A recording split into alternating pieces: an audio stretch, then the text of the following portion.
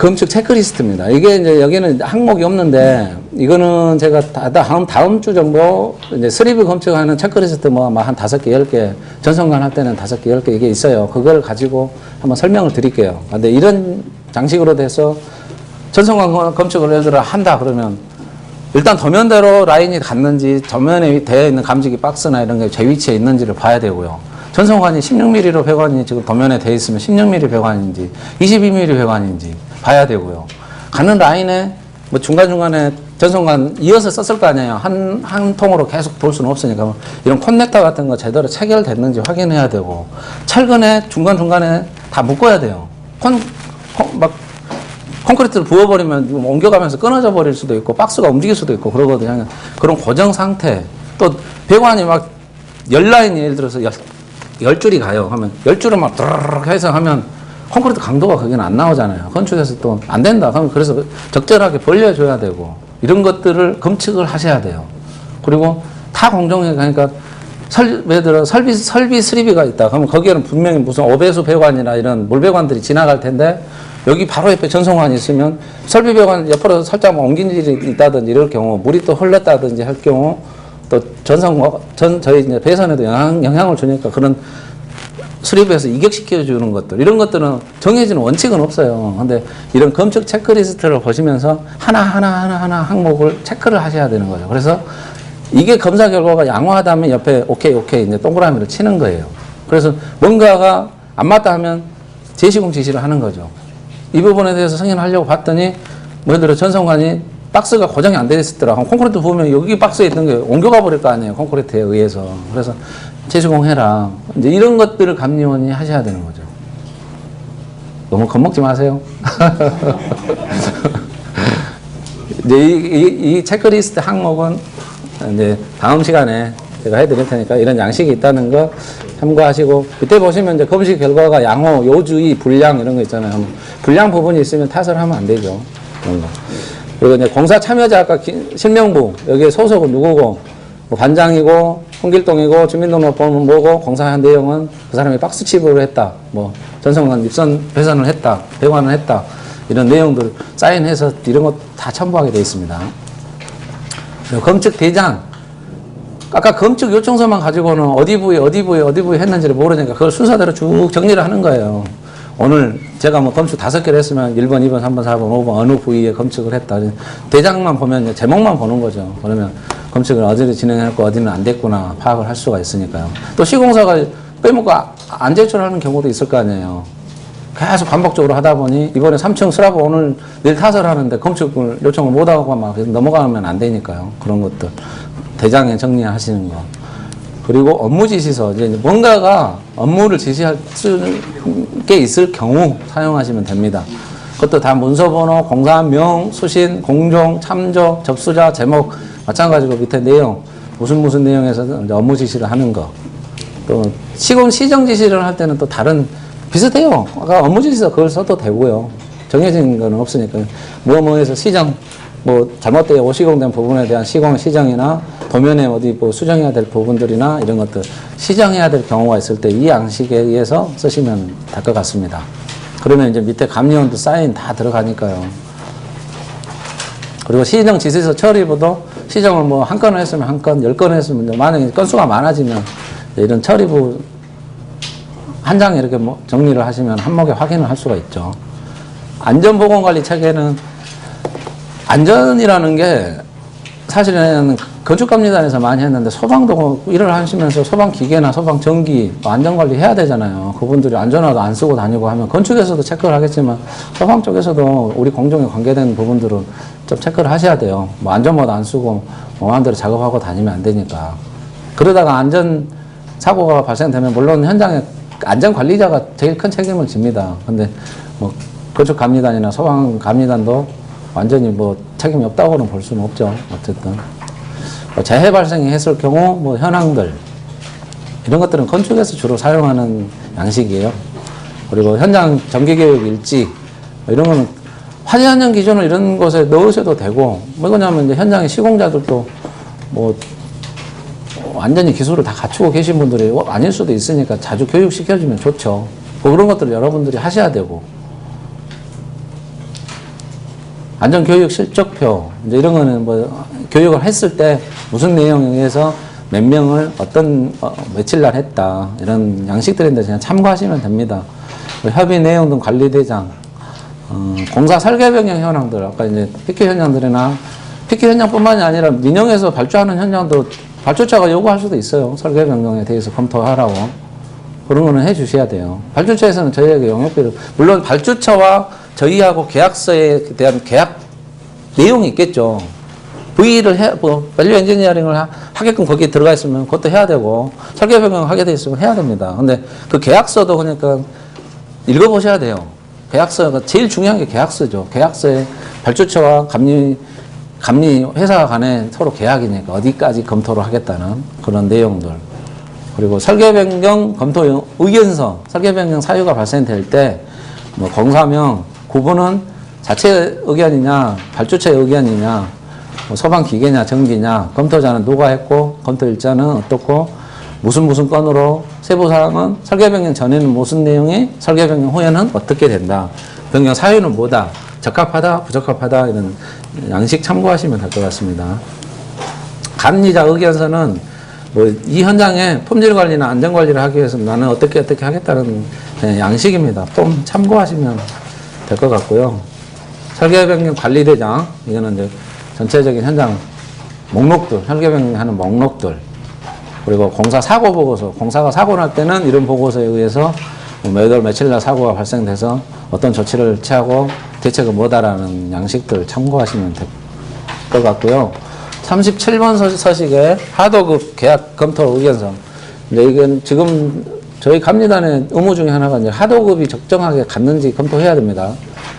하도급에 왜 그러냐면 100% 도급된 금액에서 하도급을 몇 프로 이상 줘야 되는 그 하도급법 있잖아요. 그게 적정한지, 여기 현장에 소방기술자가 특급인지 고급인지, 특급위원회를 등록 수첩을 가지고 있는 사람이 왔는지, 그런 타당성에 대해서 검토를 하고, 이런 계약 검토 의견서를 작성을 해서 발주처에 주면 제일 좋지만, 서방은 아직까지는 이런 것들을 뭐 발주처에 주거나 하지는 잘 않아요. 그냥 저만 가지고 있어도 되고, 굳이 없어도 뭐라고 할 사람은 없어요. 저는 근데 하도급을 적정하게 갔는지 검토는 해야죠. 왜 그러냐면 특급 현장을 배치해야 되는데 초급을 배치해 놓으면 문제가 되잖아요.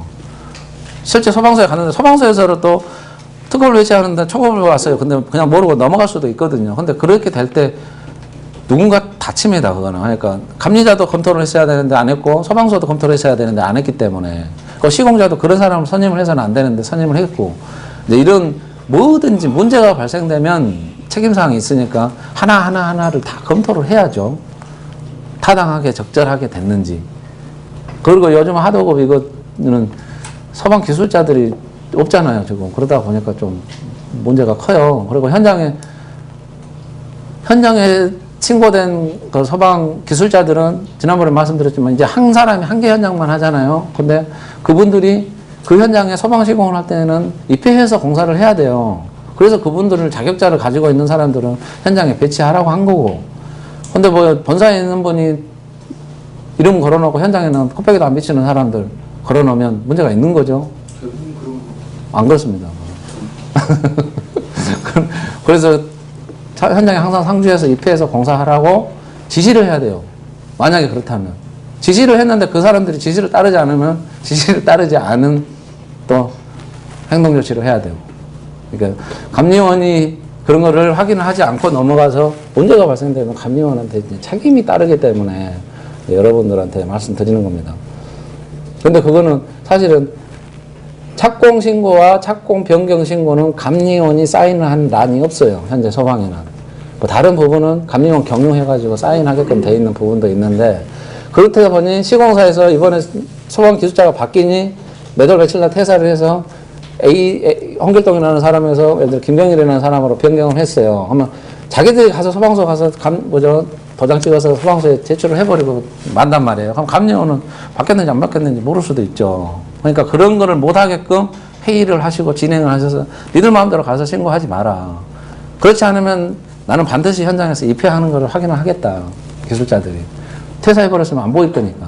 근데 그런 것들을 회의를 하고 이제 반드시 감리원 경유를 해서 하게끔 지시를 해야죠. 그리고 이제 발생품 잉여 자재에 대한 정리 뭐 이런 게 이제 아까 뭐 전성관 10,000m 중에 5,000m 깔았는데 5,000m 남으면 5,000m를 어떻게 할 거냐, 내가 먹을 거냐, 시공자가 먹을 거냐, 아니면 발주처한테 5,000m 남았으니 돌려줄 거냐, 이런 것들을 관리하는 그런 부분인데 설계 변경 사항들이 발생되거나 이런 현장들은 이런 게 많죠. 뭐 분전반 수신기가 현장에 공사 내역에는 5개라고 했는데 나중에 하다 보니 1개만 설치해도 돼요. 하면 4개가 남았잖아요. 뭐 하나에 몇천만 원씩 하는 것들이. 그러면 그런 비용에 대해서 어떻게 정리를 할 건지 발주처한테는 말을 해야죠. 근데 발주처와 시공자 간의 공사 계약 사이에 뭐 총액 계약을 했다든지요. 턴키 계약이라고 하잖아요. 그렇게 하면 이 공사를 하기 위해서 예를 들어 1,000억 공사를 계약을 그렇게 하는 거예요. 근데 1,000억에서 100억이 늘어나도 시공사에서 부담을 하고 1,000억에서 100억이 남아도 시공사에서 먹는 거고 그 감리도 아니고 시공자와 발주처 간의 상호 계약 사항들이 있어요. 그런 그 계약서도 좀 읽어는 보셔야 돼요. 근데 제 역할은 이 현장에 자재가 뭐가 있었는데 뭐를 얼마만큼 썼고 얼마가 남았으니 그 남은 부분에 대해서 보고를 해야죠. 그건 제 역할이고. 그래서 그 당사자 간의 계약 사항에 의해서 필요가 없었으면 그냥 관계가 없이 가는 거고. 그런 것들이요. 감리원이 해야 됩니다. 기성부분 검사는 아까 이제 현장의 내역서만큼 이번에 시공이 얼마만큼 돼서 중간에 기성금을 얼마를 청구를 하는 게 타당한지 뭐 타당하지 않는지 그런 건 이제 검사하는 기성검사원 양식입니다. 소방 수의계약 현장들은 이런 게 거의 없어요. 이런 부분들이. 그 감리원, 기성부문, 또 중문감리조서들 40호에 이런 양식이 있으니까 여기에 이제 현장 명의나 날짜 뭐 그런 것만 수정해서 쓰시면은 되죠. 그리고 기성부분 내역서. 네. 아까 말씀드린 대로 전성관이 5,000m면은 전성관 메다당 얼마, 22mm는 얼마, 뭐 16mm는 얼마 있고 전성관 또 5,000m를 설치할 때 인건비는 몇 프로인데 우리 낙찰료는 몇 프로니까 전체 인건비 소요 비용은 얼마다 이런 내역서가 있어요. 그런 내역서 정리, 그 기성 부분에 대해서 내역서 정리한 내용입니다. 그리고 기성 부분 검사 조서, 중공 검사원, 중공 단계에서 현장에 시공을 이만큼을 해서 감리원이 보니 현장에 타당성 있게 내역서대로 설치가 됐고 성능 테스트도 해도 될 것 같다. 다. 그래서 중공 검사원을 이런 거를 만들어서 발주처한테 몇 월 며칠 정도에 검사를 하겠다라는 그런 양식들이에요. 1층 한번 보시면 1층에 여기가 재현 외부 그릴이에요. 표시되어 있죠. 재현 급기 그릴, DA 연결 해가지고 건축공사에서 하는데 여기서 흡입이 돼서 이 위치에서 흡입이 돼서 지하로 내려갑니다. 그 똑같은 위치예요. 그래서 FSF01이 이게 재현회인이에요. 재현은 흡기구 쪽으로 들어가죠. 그대로 이 부분에서 수직으로 DA로 연결해서 재현회 흡입축하고 연결을 합니다. 그래서 토출이 돼서 전실 이 댐퍼까지 가서 밑으로 3번 라인 이 MD가 나오겠죠. 공기가 이쪽으로 빠져나오겠죠. 이해되시죠? 수평.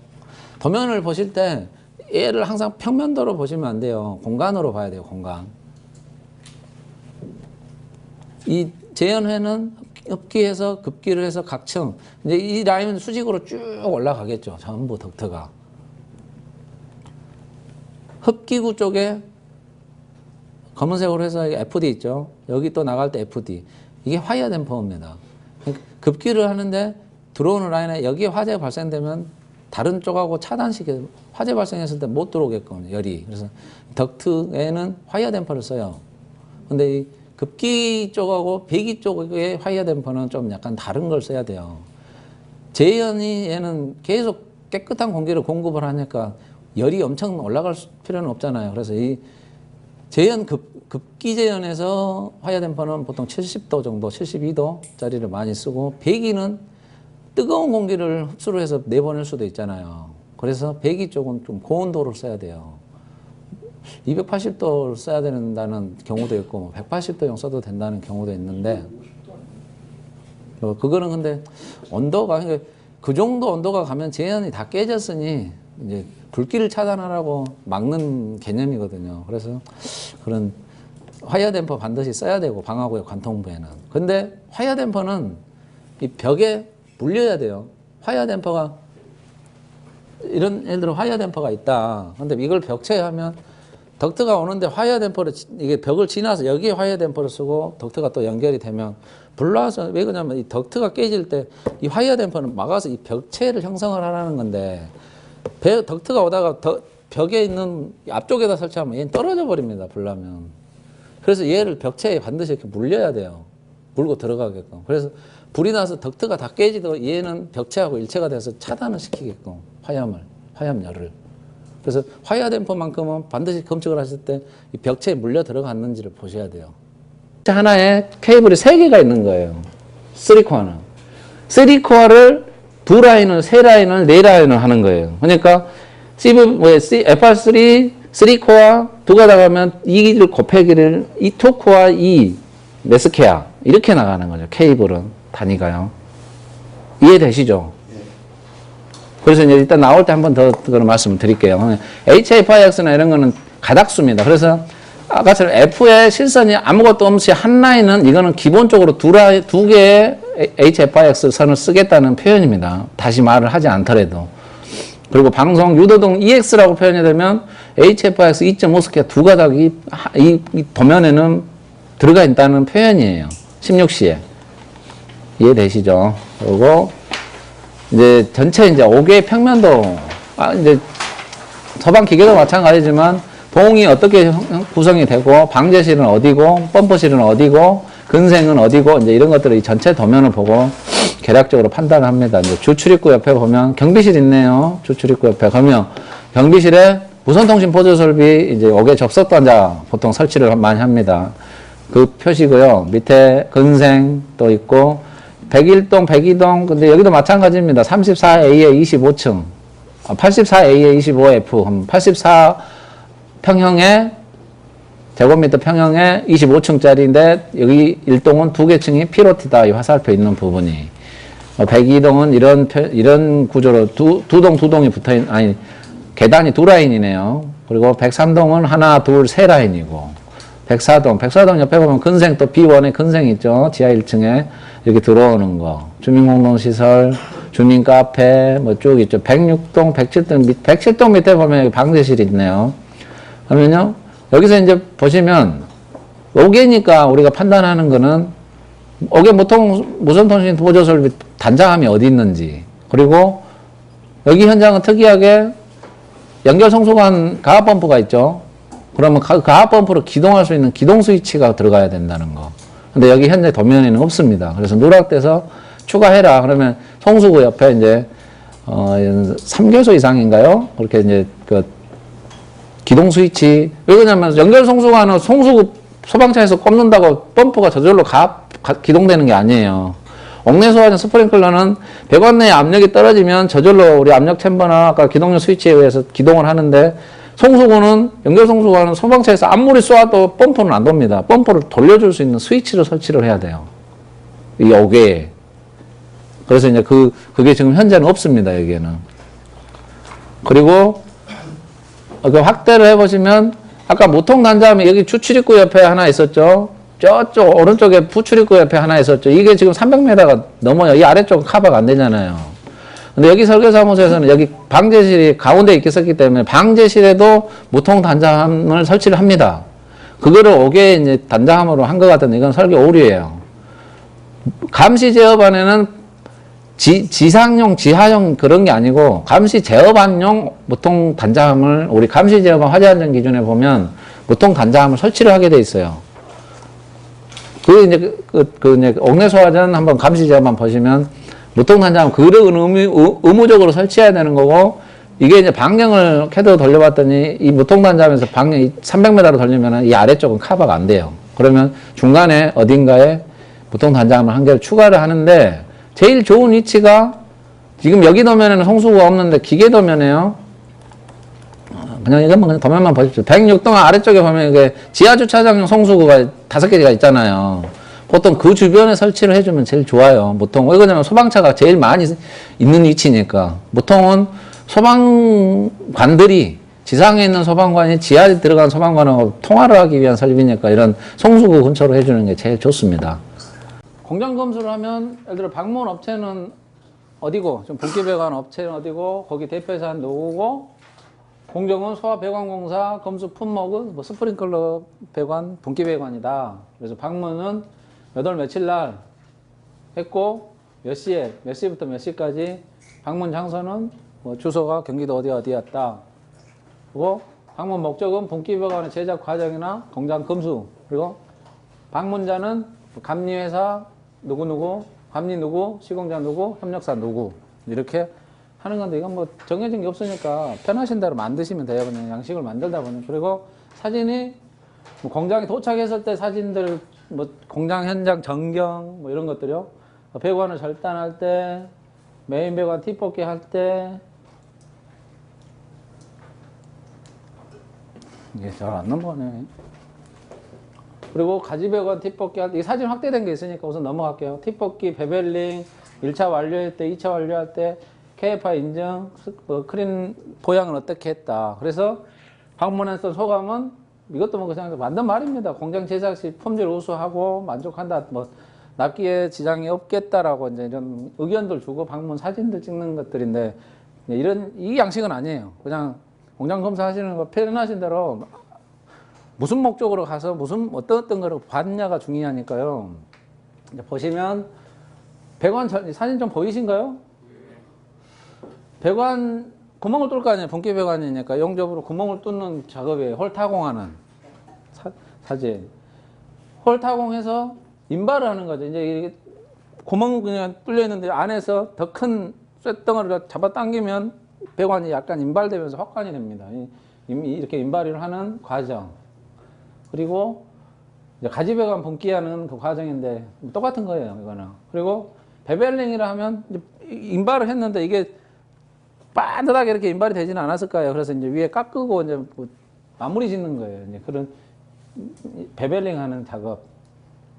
1차 완료되면 이제 이런 식으로 분기 배관이 완료가 됩니다. 그러면 이제 이거를 용접을 하죠. 용접하시는 분들 모여가지고 뭐 중간에 붙이는 것도 있고, 이런 헤드, 이런 엘보 붙이는 것, 뭐 이런 헤드 이음새 붙이는 것들, 이런 작업들을 진행을 해요. 그래서 용접을 또 하지만 용접에 안에 용접 상태나 이거 방청 도장 녹슬지 않게, 왜 그러냐면 아연도를 열을 가해서 변형을 시켜버렸으니까 그게 이제 녹슬지 않게 방청 도장 해준 이런 것들을 또 작업을 이렇게 지정된 장소에서 하기 때문에 훨씬 품질이 우수하죠. 이렇게 이제 하고, 그게 완료되면 이렇게 잘 보이신가요? 여기 필증들, 딱지도 다 붙죠. 명함처럼 생긴 그런 필증들을 붙이고, 거기까지 완료가 되면 이렇게 큰 이제 비닐 같은 걸로 보호로 보양을 해가지고 현장으로 납품을 하는 게, 이게 분기배관 저희가 갔던 내용이에요.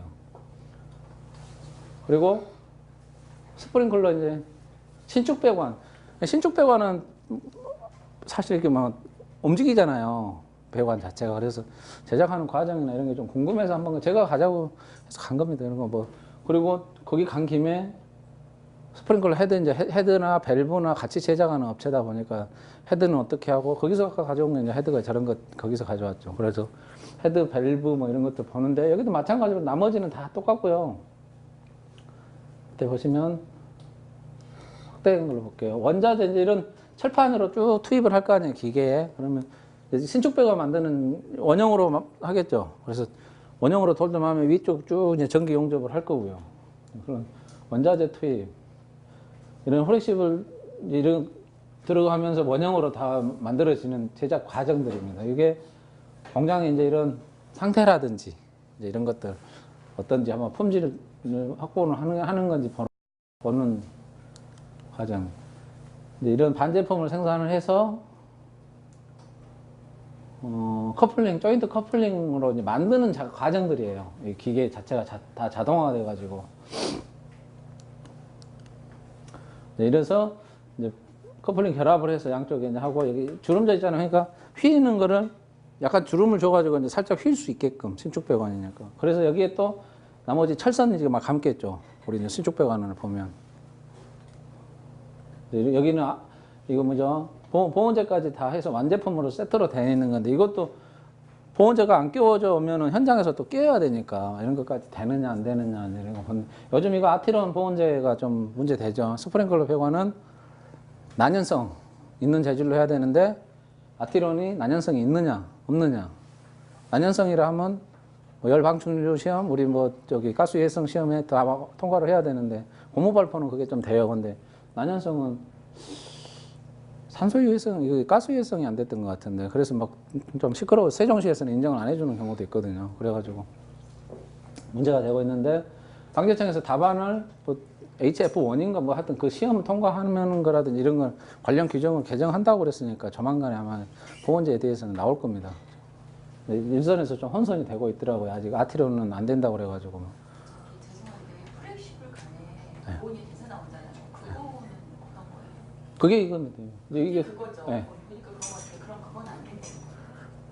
안 된다고 그러니까 했는데 왜 안 되느냐를 아직 좀 애매모호해요. 그게 이제 물론 이제 가스유해성 뭐 불연제 난연재료라는 게 건축에서 사용한 난연재료와 소방에서 사용하는 난연재료의 성능들이 조금 달라요. 근데 난연재료의 성능을 얘가 확보를 했느냐. 아까 HF1인가 그게 아마 열방출 시험일 거예요. 그거는 했어요, 얘가. 근데 이제 가스 유해성까지 돼야 되는데 그거는 이제 뭐 사람한테 유해가스가 안 나와야 되는데 발생된다 해가지고 얘는 안 된다. 고무 발포만 된다 해가지고 좀 시끄러웠거든요. 근데 방재청에서 조만간에 이거는 뭐 개정하는 된다고 하는 지침은 있더라고요. 뭐 근데 이것이 인정이 되는 것을까지 해당이 되는 건지 예를 들어서 이러이러한 인정을 받은 경우 해가지고 개정을 하겠다 했는데 제가 인정을 해서 한 건지 안 해서 하는 건지를 애매모호하게 돼 있어요. 그래가지고 이런 거는 지금 현장에서 부딪히는 현장들은 그 방재청에서 나온 그걸 가지고 협의를 한번 해야 돼요. 소방서에서 이런 것들은 이슈되는 거니까.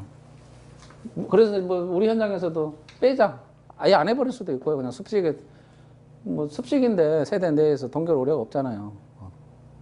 그래서 이제 아예 문제가 되면 빼버릴까도 생각을 하고 있는데 없는 것보다는 그래도 있는 게 나은데 이제 그거는 동결 방지용이 아니거든요. 결로 배관에 이제 물이 흐르거나 하면 배관 자체에 물이 결로가 생겨서 세대에 떨어지면 안 되니까 그런 결로 방지용인데 그런 것을 하니까 좀 그런 것들이 좀 빨리빨리 됐으면 좋겠는데 결정이 좀 늦더라고요. 그리고 아까 이제 철판이 들어가면 여기 철판이 이렇게 들어가 이건가? 아 여기 있네. 철판이 들어가서 원형으로 이렇게 조작되는 그 기계입니다. 이런 게 후렉시블 하는. 그리고 이게 잘 안 되네. 이제 여기는 원형으로 이렇게 접합을 했으니까 용접을 해야 될 거 아니에요. 용접도 다 기계로 이렇게 하더라고요. 그리고 이런 가공을 하는데 약간 그 똑같은 이런 게 이제 실선으로 이렇게 감는 거죠. 막 기계로. 그 후렉시블 보면은 막 꼬여 있잖아요. 그 과정들 한번 망사형으로 하는 과정 본 겁니다. 이렇게 해서 이제 나오면서 되고 망사형이 완료되는 이런 과정들. 그리고 이제 다른 거는 그런 이런 신축 배관 이런 거는 완성품을 만들어가는 과정이기 때문에 테스트나 할 게 그런 게 없는데 제연현부터 덕트도 마찬가지네요. 근데 제연현이나 펌프나 이런 건 좀 다르죠. 제연 덕트는 이것도 이런 큰 코일이 가요. 코일 원자재가. 그래가지고 이런 기계에서 절단하고 맞춰서 덕트 크게 맞춰서 이제 이런 게 캐드로 프로그램 넣어가지고 그 사이즈를 다 기계에 입력을 딱 하면 기계가 그 크기로 다 제작을 하더라고요. 덕트 공장인데. 그래가지고 비딩 하면 이제 덕트가 이렇게 철판이 하나면은 울렁울렁 하잖아요. 그래서 중간에 주름을 주면 이제 좀 단단하죠. 그 비딩 하는 뒤에 이제 나와요. 그런, 여기 이제 잘 안 보이는데 이게 지금 비딩 그 선인데. 그리고 니은자나 뭐 디귿자로 절고 가는 것들, 기계로 다 그것도 사진 따르면 사람이 망치질해갖고 했는데, 뭐 엄청 품질도 떨어지고, 근데 요즘 기계로 하니까 품질 아주 좋습니다. 절고 가는 거, 판을 이렇게 그냥 세워버리잖아요. 니은자로. 후가공, 이제 절곡된 거를 디귿자로 접어서 이제 이쪽에서 이쪽은 접합을 해야 되겠죠. 네모, 이렇게. 그런 가공하는 작업들. 이게 완성품인데, 보면 이제 덕트가 그래요. 그냥.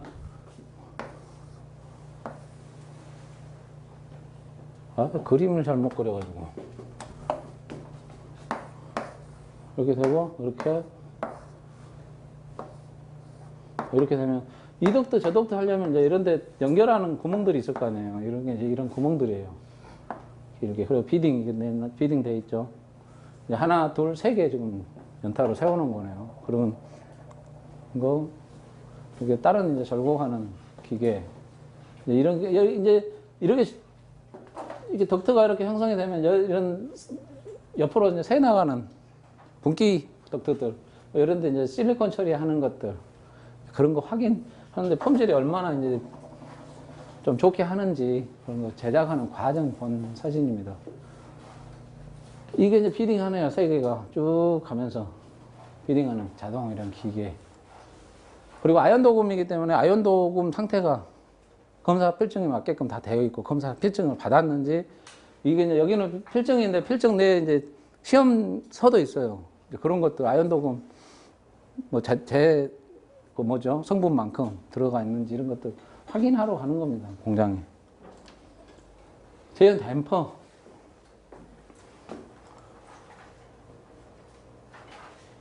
뭐 이런 것들 보시면 댐퍼 제작은 기계와 시스템이 체계적으로 잘 돼서 이런 것도 그냥 적절했으면 적절했다는 판단해 주시면 되고요.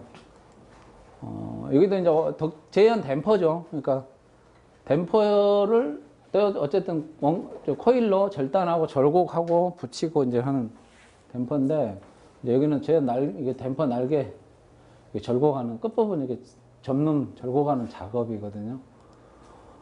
그리고 이건 프레스에서 이제 누르고 뭐 그런 날개들 만드는 작업들입니다. 이것도 프레스 작업, 이게 댐퍼고. 이것도 그런 누르고 막 만드는 작업들 사진 찍어놓은 겁니다. 그리고 조립은 또 어떻게 하더라. 이제 이게 댐퍼잖아요. 그러면 이게 풍량 조절, 이게 손잡이도 있고 날개가 댐퍼는 이제 이렇게 되면 열리면 이렇게 열릴 거고요. 닫히면 이제 이렇게 닫힐 거고. 이런 동작하는 것들. 이거는 그러니까 제작해서 현장 납품하기 전에 어디 현장들 납품하기 위해서 쏴놨던 우리 현장 거는 아니고 이제 해놨던 거 사진 찍은 겁니다. 그리고 이제 라벨 댐퍼가 정상 어떤 기능 여기에서 했다든지 이런 라벨들 붙이는 거 최종 완성품이죠. 그리고 이제 검수 현장에 나가기 전에 동작이라든지 이런 거 상태도 괜찮은지 추락하기 준비하는. 그리고 화이어 댐퍼. 이게 이제 화이어 댐퍼. 댐퍼는 똑같아요. 그러니까 아까 위에 조절하는 게 풍량 조절 댐퍼예요. 사람이 수동으로 하는 거. 제연현 2차 측에도 하게 돼 있죠. 제연현은 엄청 좋은데 풍량을 보통 저희는 막 60% 막아놓고 있잖아요. 이제 이게 문제가 돼서 너무 많이 막다 보니 차압은 나오는데 방연 풍속이 안 나와요. 얘를 좀 열어줘야 되는데 열면 과압이 걸리니까. 그래서 요새는 그 풍량 조절 댐퍼를 수동용을 안 쓰고 복합 댐퍼라 해서 자동으로 동작하는 거를 사용을 해요. 그러면 방연 풍속도 잘 나오고 그러더라고요. 이제 이 화이어 댐퍼는 뭘 보시냐면 사진으로 보통 여기에 이제 스프링이 달려가지고 이게 열려 있는 상태로 잡고 있다가 불이 열기가 지나가면서 그 스프링이 납으로 돼 있어요. 묶여서. 근데 납이 녹으면서 스프링을 풀면 쫙 닫히게끔. 근데 여기는 좀 특허를 했더라고요. 여기에 이제 화이어 댐퍼가 동작을 여기서 해서 이런 동작했는지 안 했는지 이런 것까지 밖에서 볼 수 있게 이제 그런 타입 안에를 열어봐야만이 확인이 되는데 이런 거를 좀 만들었더라고요. 특허를 해가지고. 그래서 괜찮아가지고 사진 찍어놓은 건데.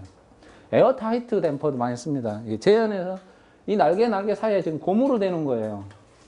에어타이트가. 하면은 누설량이 확 쫄겠죠. 어쨌든. 댐퍼가 닫히면 딱 막아줘야 되는데 뭐 이 틈새들이 많잖아요. 그래서 근데 에어타이트는 어쨌든 고무가 막으니까 그만큼 확실하게 막는 그걸 이제 에어타이트 댐퍼라고 그럽니다. 근데 이게 고무가 좀 난연성 재질로 사용을 해야 되고요. 배관을 하는데 여기는 데크 플레이트라 해가지고 이 밑에는 이게 뭐죠? 알루미늄인가 얇은 무슨 그 판이에요. 거기에 이제 이런 철근까지 다 일체로 붙어가지고 와서 현장에 그냥 조립만 하면 돼요. 아니, 공정이 엄청 빠르죠. 그리고 여기에 콘크리트 부어버리면 이 사이사이에 이제 다 메꿔지는 거예요. 이건 데크 플레이트 타입이고 전선 배관 해놨죠. 이렇게 해놨는데 중간중간에 여기는 이쪽은 데크 플레이트가 아니고 이제 보다 보니까 보나 이런 건 못해요. 그래서 철근을 직접 다 엮은 거고요. 데크 플레이트가 있는 게 이런 철근들인데 이 데크 플레이트와 보와 연결을 보강을 한 거예요. 철근으로. 그렇게 이해를 하시면. 그리고 배관 사이에 이게 이제 사이에 있는데 이런 게 하나씩 삐져 나온다든지 중간중간에 한 번씩 묶어주면 좋아요. 콘크리트 막 부으면 막 움직이니까. 끊어지지 않게. 이제 이게 데크 플레이트는 위에 붙일 뭐 방법이 없잖아요. 또 이제 가대 같은 거 설치를 할 때. 그래서 이제 이런 플레이트를 또 설치를 해요. 철근에 엮어서. 그러면 나중에 이 밑에서 이 위치 잡아놓고 밑에서 이제 가대 용접을 여기다 해버리는 거죠. 그 그림이 있으니까. 그렇게 고정하기 위해서 미리서 이제 이런 선 조치를 해야 돼요. 그리고 이제 데크 플레이트, 이게 이제 있죠. 이게 밑면. 이렇게 이제 가서 조립을 하는 겁니다. 현장에. 이게 지금 몇 판이 여기 하나, 둘, 셋, 넷, 5개 정도 이렇게 깔려 있는데. 그래서 이제 전선관. 이것도 고정해서 근데 못 질러 해야 돼요. 뭐 콘크리트 쏴버리면 다 밀려가 버리면 안 되니까. 전선관 시공되어 있는 사진입니다. 그리고 잘 보인가요? 여기는 그냥 콘크리트고 여기는 내가 뿜칠되어 있는 그 하는 과정에 있는 현장이에요. 지금 계속 뿜칠해가면서 가고 있는 거죠, 저쪽으로. 이게 이제 데크 플레이트 밑면이에요. 깔끔하잖아요. 근데 우리 깽폼이나 알폼으로 했으면 이제 한 칸 다 합판 자국이라든지 이런 게 좀 있죠. 근데 그게 합판 조립 안 하고 뜯어내지도 않고 그냥 그대로 데크 플레이트 위에 콘크리트 부분을 그냥 그대로 써요. 그거는 밑에 편이 밋밋하니까. 그리고 여기 보시면 이제 이런 게 보온재 지금 시공하고 있네요. 단열재.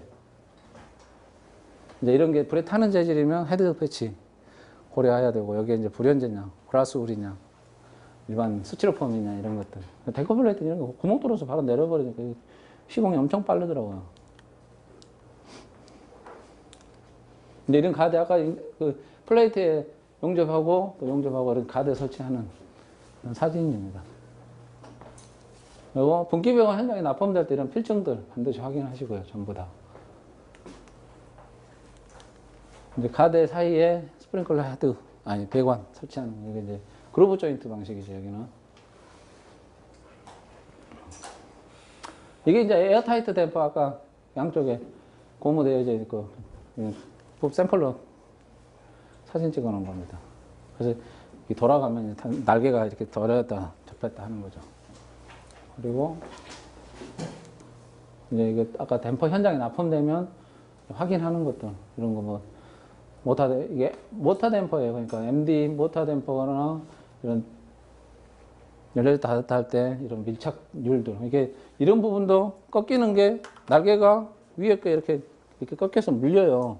날개도 그 사이가 다. 그래야 누설이 될 수 있으면 적으니까. 스프링클러 아까 공장 갔을 때 헤드들 검수를 하고, 이게 이제 유리벌브 타입이 유리벌브 쭉 이렇게 기계로 들어가면서 스프링클러 헤드 자동화로 요즘 다 이렇게 하더라고요. 이런 걸 뭐 공장 검수로 갔느냐 할 수도 있는데 가야죠. 다 가봐야죠. 가볼 수 있으면. 시간이 안 돼서 못 가지. 그러니까 가셔야 돼요. 그리고 드라이 펜던트 아까 타입, 긴 거, 짧은 거 생산하는 과정들. 방수하는 사진이에요. 공장에서 실제. 이제 다른 데서 못 해보니까 걔들은 방수 테스트를 많이 하거든요. 그러면 이제 물 뿌리면 지금 이렇게 형성되죠. 이렇게 두 개 막 뿌리는 거. 밑에 막 물 난리 나요.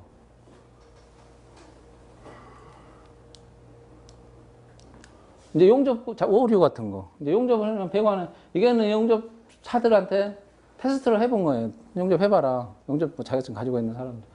비드가 이제 이런 데는 좀 균일하게 되는데 여기 툭 튀어나오잖아요. 이런 거 보고. 이건 불량이거든요. 이런 부분 없도록 해야 된다. 또 샘플로 이렇게 잘라봐가지고 안쪽에까지 다 이렇게 메꿔졌는지 그런 것들까지 확인하고, 메꿔졌는데 이게 불순물들이 많으면 안 되잖아요. 해도 다 막히니까. 청소 다 시켜야 돼요. 그러니까 감리 권한이 상당히 많아요. 크고 책임도 크고, 이거 다 청소시키고, 또 이 안쪽까지 만약 용제가 안 녹아 들어왔으면 다시 하라고 할 수도 있는 거고. 이제 이게 덕트, 주 메인 덕트에서 이제 분기되는 이런 덕트들 보시면 전공구, 모터 댐퍼, 이쪽은 수동 풍량 조절인데, 뭐 보시면 이제 확대하면 이게 모터 댐퍼 잠겼다 이럴 때 이제 감지기 의해서 동작하는 거고, 얘가 있으면 이 전공구를 꼭 넣어야 돼요. 얘가 고장 나거나 했을 때 해야 되니까 이런 점검구 그냥 열었다 닫았다. 여기는 이제 수동으로 손으로 하는 거. 보통 이렇게 많이 설치를 해요. 그리고 이 밸브가 무슨 밸브일까요? 밸브 딱 보시면 아셔야 되는데. 알람 밸브. 왜 알람 밸브냐면 1차 측에 지금 이거는 버터플라이형 개폐 표시형 밸브입니다. 버터플라이라는 건 여기서 돌리면 여기서 막히고 열리고 그래요. 밸브가. 그래 버터플라이형이고 여기에 보면 표시가 되잖아요. 크로스 오픈 크로스가 여기 이제 표시 개폐 표시가 되는 버터플라이 밸브고 1차 측에는 밸브가 있는데 2차 측에 없으니 이건 알람 밸브죠. 그리고 뭐 압력계 뭐 부속도 지금 설치하고 있는 시공 사진입니다. 근데 이건 수격 방지기 용접을 할 때 이렇게 여기 일단 하고 여기 일단 하고 여기 일단 해서 이렇게 임시로 고정을 해요. 그러니까 이 고정을 할 때 이걸 살짝 띄어야죠. 딱 붙여가지고 하면은 하나도 안 들어가요. 그런 것들을 보는 거예요. 그래서 여기도 마찬가지고 옆에 라인.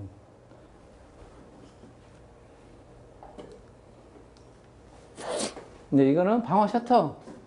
여기서 이제 이렇게 셔터 있죠. 이쪽이 승강, 뭐죠? 에스컬레이터 라인이니까 여기 또 방화 셔터. 이런 거 유의하실 때 이 상단 반드시 이거 다 막아야 됩니다. 방화고요. 이게 이제 셔터예요. 이거 방화 셔터, 이쪽 방화 이제 이거 면적별 방화 구역을 한 현장 사진이죠. 근데 덕트가 이렇게 쭉 가고 또 이쪽에서 쭉 갔잖아요. 근데 이걸 이렇게 뚫어버리면 방화 구역 관통 다 하는 거예요. 그래서 이제 설령 도면이 이렇게 됐으면 이렇게 바꿔야죠. 그거는 이제 시공사 소장들도 이런 걸 잘 아니까 그런 게 제일 방화 구역 관통을 덜 하는 게 제일 좋죠. 그래서 이 체크리스트 한번 보시면서 한번 볼게요. 이게 이제 소방 기계 쪽에 시공을 처음에 가면 전송관 설치하고 스리브 설치하는 것밖에 대부분 이거밖에 없어요. 이게 이제 이거는 스리브고 콘크리트를 치는 이 천장 이거는 스라브입니다. 천장 스라브, 바닥 스라브. 건축을 할 때 천장 스라브 도면에 3층 스라브 건축 이러면은 바닥인지 천장인지 몰라요. 그러니까 아예 그냥 체크리스트에 명기를 하라고 해서 바닥 스라브냐 천장 스라브냐. 우리는 이제 보통 위로 보니까 천장 위주로 많이 가요. 근데 전기는 다 바닥이에요. 그러니까 이따 더 사전에 나오겠지만은 스라브에서 전기는 콘센트가 다 바닥에서 올라오잖아요. 저기 콘센트 통신에 있는 통신 박스도 다 위에서 내려가면은 한 1m씩 떨어져야 되니까 1, 2m가. 그러니까 전선이 훨씬 더 들어가죠. 그래서 바닥에서 이렇게 올려요, 걔들은. 근데 우리는 감직이니까 그냥 천장에다 하죠. 그러니까 전기 건축 서류를 넣을 때는 넣던 버릇 때문에 바닥 스라브 위주로 많이 해요. 그러면 우리는 좀 헷갈리지 사실은. 2층 바닥이 중요한 게 아니라 우리는 2층 천장이 중요하니까. 그래서 천장인지 바닥인지 꼭 명기해달라고 그러고 될 수 있으면 천장으로 하십시오. 우리가 알아먹기가 좋으니까. 기계 쪽에 이제 스리브를 넣는 이유는 여기서 여기까지 콘크리트 다 메워버리면 이제 여기만 뚫릴 거 아니에요. 천장 속에 스리브를 지금 넣어놓은 상태면 나중에 이제 여기는 다 콘크리트가 다 채워질 거고 그러면 여기서 여기는 이렇게 뚫려 있으니까 배관을 넣기 좋게 이제 스리브를 설치를 하거든요. 이 스리브를 설치할 때 얘와 얘의 간격들 이게 이제 시공 상세도예요. 건축 기계 쪽에서 시공 상세도를 해치려면 여기 이 벽체에서부터 몇 미리 떨어지고 얘에서 몇 미리 떨어지고 얘에서 몇 미리 떨어지고 이게 규격화해서 똑같이 내려가야 됩니다. 한 2층에서는 1이 내려가는데 1층에서 1이 내려가면 막 배관이 꺾이잖아요. 그래서 이 간격 위주로 보는 거예요. 그게 이제 우리 소방기계 스리브에 보면 1번 뭐 스리브는 건축 바닥선을 확인하여 정확한 위치, 이런 정확한 위치에 또 이거는 여기에 150mm 배관이 가야 되는데 스리브는 100mm짜리 되면 들어가지를 않을 거 아니에요. 그럼 콘크리트 더 깨야 되니까. 그보다 조금 더 큰 거를 넣습니다. 그러니까 150mm면 뭐 170, 180짜리 스리브를 통과를 해야 되니까. 그런 사이즈들 보는 거고, 5개 매립 부위 지수는 지수판 관통 스리브요. 지수판 관통 스리브가 뭐냐면, 이제 벽체를 이제 GL에서 이게 이제 땅이죠. 그러면 여기에는 스리브를 이렇게 묻는데, 5개는 여기는 다 흙이잖아요. 흙에서 이제 누수돼서 들어오면 큰일 나니까 이 스리브가 자체가 이렇게 올라와 있는 게 있어요. 그냥 인터넷에 한번 클릭해 보시면 자세히 나와 있을 거예요. 이렇게 해야 될까요? 이런 막아주는 거 있는 거죠. 위아래에서. 이 지수, 그래서 물이 막 함부로 못 들어오니까 이런 지수판 관통 수립을 했는지. 그리고 얘 강도 뭐 아주 약한 거 뭐 밟아보면 부러져 보거나 해버리면 안 되니까. 또 콘크리트 부었는데 깨지거나 하면 안 되니까. 근데 요즘은 이런 게 이제 좀 세트화 돼가지고 생산을 하더라고요. 그런 게 돼 있는지. 또 4번에 보면 벽체 바닥 관통부의 수립은 적절하게 설치되어 있는데, 비고 아래 보시면 바닥은 이 바닥 벽체는 정확하게 이 거푸집 설치할 때 이 사이즈하고 이게 뭐냐 80mm 거리면은 이게 정확해야 돼요. 이게 만약에 벽체가 80mm 우리가 100mm 넣어버리면은 여기는 콘크리트가 이렇게 막 희한하게 돼버리니까 거푸집 자체가 다 깨져버리잖아요. 그래서 벽체 사이즈는 정확하게 동일해야 되고, 바닥 스리브에 이 설치할 때는 옛날에는 이걸 이제 뭐 100mm 정도 이렇게, 이게 아니지. 이게 거푸집이면 콘크리트 두께가 한 이 정도 된다. 그러면 스리브들을 얘보다 한 100mm 정도 이렇게 높은 것들을 많이 설치를 했어요. 이거 그냥 콘크리트 부었는데 딱 맞으면 일이 넘어가 버리면 안 되니까. 그래서 근데 요즘은 이렇게 그냥 뚜껑까지 다 세트로 되어 옵니다. 그래서 굳이 이렇게 큰 거 안 하고 콘크리트 높이로 그냥 맞추면 돼요. 근데 낮아버리면 콘크리트 속으로 이게 들어가 버리잖아요. 이게 스립을 찾을 수가 없고 힘들어지니까 낮으면 안 되죠. 반드시 이게 똑같게끔 보시면 콘크리트를 부어버리면 어떻게 되냐면 이제 이렇게 뚜껑만 남는 거죠. 뚜껑 빼버리면 빵 뚫리는, 이해되시죠? 이런 거. 그리고 이제 이런 게 움직이면 안 되니까 이런 부분에 고정할 수 있게끔 이제 못질 다 하고, 알폼 같은 경우는, 알폼은 이거는 합판이니까 나중에 빼버리면 되는데, 그러면은 못 자국 빼고 이제 이게 떨어져 나가겠죠. 여기만 남고 콘크리트 속으로 묻어서. 근데 알폼은 빼서 다시 써요. 그걸 2층 가서. 근데 알폼은 여기에 이제 안쪽에 침지같이 이렇게 고정할 수 있는 게 있어요. 이제 사진이 있던 것 같은데 한번 이따가 보여드릴게요. 알폼은 그래서 박스 위치나 이런 거는, 이런 합판에서는 정확하게 좌우 재가지고 박스 위치, 얘 박을 때도 정확한 위치들을 다 설정을 했는데, 알폼에는 이미 구멍이 다 뚫려져 있어서 이런 알폼 한 판이 딱 있는 거죠. 이제 배관에 이런 용접 부위들 있죠. 용접 부위들 마감 상태 어떤지, 이런 거 지금 하얀 거 이런 게 뿜칠하면 이 헤드 지금 치부가, 이게 헤드 치부를 했으면 헤드 감열부에 영향이 가고요. 헤드 치부가 안 되면 이물질이 들어가니까 이런 것들 보호를 해줘야 돼요. 배관에 마감. 그런 게 이제 스리브 배관, 이따 이 순서대로 갈게요. 뭐 스리브, 스프링클러 배관, 본, 헤드, 장비, 닥트 장비, 상수도 5개 뭐 등등 가스 있고, 그 뒤에 소방 전기, 박스, 유도 등 비상조명 등 위주로 가는데, 사진 한번 그냥 보시면서 갈게요. 이제 스리브는 이런 검토를 하시면 돼요. 시공 중에. 그리고 스프링클러는 배관의 용접 상태, 마감 처리 상태, 이런 용접에 방정 보장 했는지 안 했는지 이런 걸 보는 거예요. 이거는 좀 전체 공정으로 보면은 약 한 50%, 60% 정도 진행이 됐을 때죠. 골쪽 가고 이제 제일 아래서부터 스프링클러 배관들 설치해 올 거니까요. 그 정도 단계에서 이제 하면 행가, 이격거리들 뭐 되는지, 행가, 헤드마다 행가 설치됐는지. 지금 이렇게 배관이 내려왔네요. 그러면 분명히 이제 이게 주차장인데 꺾여서 내려왔으니 이거 물 고이잖아요. 이거 배수 밸브 있는지 없는지 이런 것들 이제 보는 거죠. 근데 한꺼번에 하진 않아요. 지금은 막 이거 행가만 걸어놓고 나중에 배관 걸고, 이런 배수 밸브나 이런 거는 거의 마지막 단계에서 하죠. 그러니까 뭐 굳이 처음부터는 아니고 근데 유의사항으로 회의록 같은 거 한 번씩 해놔서 이런 배수, 이런 부분들이 되게 많거든요. 주차장에. 그런데 배수 밸브, 오토드립 밸브나 수동 밸브 달아도 되는데, 주차장은 오토드립 밸브 쓰는 건 좀 주의해야 됩니다. 차량 위에 막 물 떨어지니까 그러면은 또 민원 들어오거든요. 뭐 외제차, 스포츠카에 물 떨어지고 하면 머리 아파지니까요. 주차장 쪽에는 될 수 있으면 오토드립은 쓰지 마시고, 이제 외부 좀 약간 이거시켜 주시고, 그런 장소에는 이제 수동으로 하는 거. 그리고 3번에 파이프 행가 설치 위치 간격, 뭐 이런 것. 4번 배관 구경, 이게 뭐 25mm, 도면은 25mm, 31mm였는데 25mm로 했다든지 이런 것도 구경들 한번 보시고, 5번 업다운 이거 드레인 장치, 또 6번에 밸브류, 이거 밸브 6번 7번 이런 거는 유수 검지 장치, 밸브, 수압 시험, 누수 이런 것들은 이제 한번 읽어보시면 될 것 같습니다. 근데 그 분기배관 있잖아요. 네. 분기배관 할 때 확장형하고 비확장형으로 구분이 되어 있더라고요. 네. 그렇죠. 확장형 같은 거는 티포끼가 확장형으로 확장형이 그렇죠. 그 비확장형 같은 건 뽕딱이라고 하는데 아니요, 뽕딱이 아닙니다. 뽕딱이 쓰면 안 돼요, 그거는.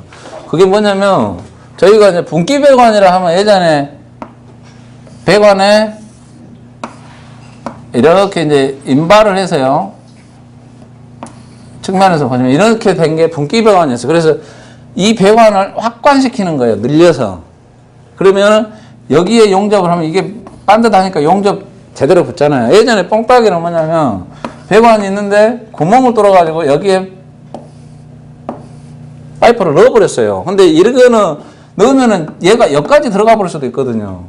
뽕딱이는 그래서 마찰 손실이 어마어마하게 증가를 해요, 이거는. 그래서 얘는 무조건 안 되고, 이 경우나 분기 배관에 이제 한계가 더 추가된 게 구멍을 뚫어가지고 위에 덧방으로 이렇게 씌워요.